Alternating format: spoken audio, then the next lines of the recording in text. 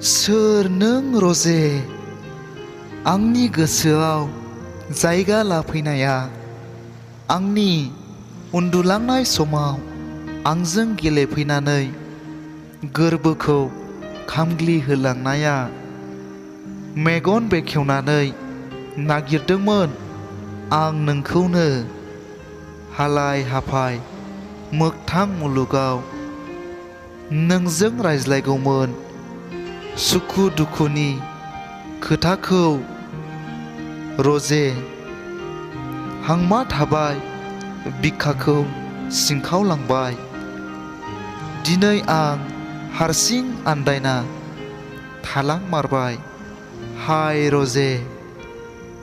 नोंखौ जुलि मोननायमोनब्ला संसारखौ जालांगौमोन रुजु रुमुयै सुखु दुखुखौबो समानै रानलायनानै नों दानागार आं दानागार मावनाय दांनाय जेरावबो नोंजों हेफाजाब होलायगौमोन जेब्लाबो नोंखौ सिबिलांबाय थागौमोन थोरसि गंसेयावनो सानैजों दाउस्रि गोरलैनो आदार दौनाय बादि जोंबो ओंखाम दौलायनानै जागौमोन जेब्ला नोंनि गोसोआ गोजोन गैया जायो अब्ला आं सुदेम बार जानानै गोजोनग्लाय होगौमोन आरो नोंनि देहायाव अर जोङोब्लाबो अराय सम दैमुनि दै निजोरा बादि जानानै सुग्लाय होगौमोन सना हास्थायसेयावबो खोमानानै लानांबाय दिनै आं नोंखौ थारैनो नोंदि नङा मोगथां मुलुगनि सासे सुबुं जौस्रां देरस्रां मदद जांगिला नोंनि महरा नायबाय थाथावथावमोन थाद' थाद'यै